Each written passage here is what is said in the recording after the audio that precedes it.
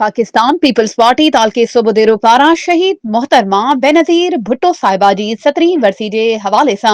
हिकु अहम गॾिजाणी तालके नायब सदर हाजी अब्बास राजभर जी रिहाइशगाह ते थी गुज़री।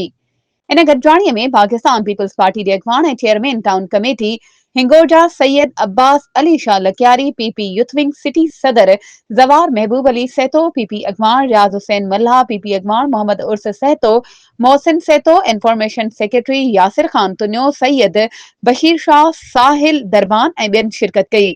तकरीब दौरान शहीद मोहतरमा बेनज़ीर भुट्टो जी वरसी में भरपूर शिरकत जो वचन कयो वियो। इन मौके ते पीपल्स पार्टी तालके सूबेदारो जे मुख़्तलिफ़ यूनियन काउंसिलनि जे सदरनि, चूंडियल नुमाइंदनि ऐं पार्टी कारकुननि वॾे अंग में शिरकत कई।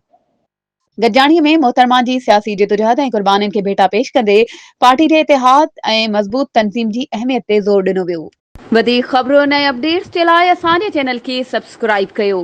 ऐं हा, बेल आइकन खे प्रेस करणु न विसारिजो त जीअं असांजी हर नई अचण वारी वीडियो तव्हां ताईं पहुची